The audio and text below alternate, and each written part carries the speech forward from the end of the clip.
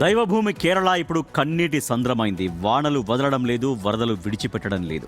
Rain rest తీసుకోకుండా non stop గా పడుతూనే ఉంది. ఏ నగరం చూసినా ఆర్తనాదాలే, ఏ పల్లె చూసినా హృదయ విదారక దృశ్యాలే. వానలతో వరదలతో కేరళ ఉక్కిరిబిక్కిరి అవుతుంది. రహదారులు వాగులను తలపిస్తుంటే వీధులు చెరువులను మరిపిస్తున్నాయి. ఏ వీధికెళ్ళినా వరదలే, ఏ రోడ్డెక్కినా వరదలే. ఇవాళ కూడా భారీ వర్షం తప్పదని కేరళ వాతావరణ శాఖ వార్నింగ్ ఇచ్చింది. 1 కాదు 2 కాదు, ఏకంగా 8 జిల్లాలకు రెడ్ అలర్ట్ జారీ చేసింది. వామ్మో, ఇదేం వానలంటూ కేరళ జనం అల్లాడిపోతున్నారు. మారుమూల కొండ ప్రాంతాల్లో పరిస్థితి మామూలు కాలేదు. ఇంట్లో ఉంటే కొండ చర్యలు విరిగి పడతాయేమోనని భయం, బయటకు వెళ్తే వరదలు మింగేస్తాయోనని టెన్షన్. పెద్ద పెద్ద బండరాళ్ళు, మట్టి దిబ్బలు ఇళ్లపై పడి క్షణాల్లో కుటుంబాలను సమాధి చేస్తున్నాయి.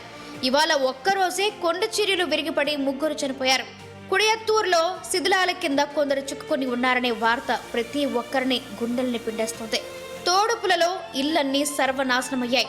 జనం ప్రాణాలను అరచేతిలో పెట్టుకుని బతికి ఇడుస్తున్నారు. వరుణుడి ప్రకోపానికి నదులు భయంతో పరిగెట్టినట్లు ఉప్పొంగుతున్నాయి. పంబ, కక్కట్టార్, పుల్లకయార్, మావుట్టపుల, తోడుపుల నదులు ప్రమాద స్థాయిని దాటి ప్రవహిస్తున్నాయి. ఎక్కడికక్కడ డ్యాంల గేట్లను ఎత్తేస్తారు అధికారులు. ఊళ్లకు ఊళ్లే నీటి మునిగే ప్రమాదం పొంచి ఉంది.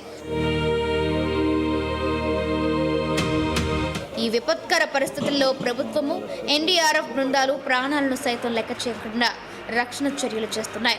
రెడ్ అలర్ట్ ఉన్న జిల్లాల్లో విద్యా సంస్థలకు సెలవులు ప్రకటించారు. కొండ ప్రాంతాలను ఖాళీ చేయాలని ప్రభుత్వం హెచ్చరికలు జారీ చేసింది. పొన్ముడి పర్యాటక ప్రాంతాన్ని, అత్తిరపల్లి జలపాతాలను పూర్తిగా మూసివేశారు. వరుణుడా, ఇకనైనా కరుణించు, శాంతించు అంటూ కేరళ ప్రజలు వేడుకుంటున్నారు.